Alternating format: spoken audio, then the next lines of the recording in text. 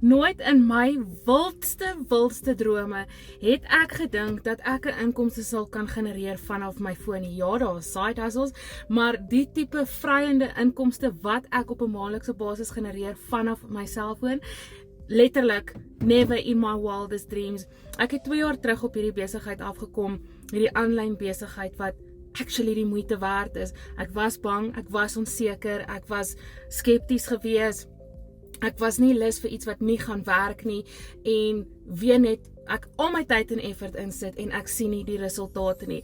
Nou ja toe, hier is ek 2 jaar later amper by die 600,000 en dit is insane. Ek het nie gedink dat 'n aanlyn besigheid vir my meer kan inbring as wat my maandelikse salaris doen nie.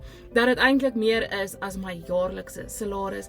Nou as ek 'n mamma van 2 dit kan doen terwyl ek gestudeer het, terwyl ek my 8 tot 5 het, terwyl ek nog steeds al my verantwoordelikhede het, kan jy ook. Jy doen dit letterlik hoe die besigheid by jou lewe inpas. Dit is hoe eenvoudig dit is. Nou as jy nog op die kantlyn sit en jy het nie 'n cooking clue of jy moet of nie, kontak jou bemarker vandag en neem daai leap of faith, want dit is waar alles begin verander, is deur daai een aksie en daai een besluit.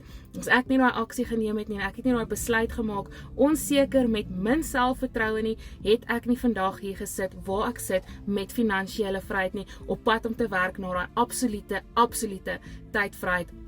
En dit is hoe ons as Suid-Afrikaners oor die 8000 besig is om ons lewe terug te wen. En dit is moontlik vir jou ook. Imagine net die possibilities as jy vandag in hierdie skoene sit. So kontak jou bemarker vandag, laat jy aan die gang kom sodat jy jou vryheid vir jouself kan terugwen.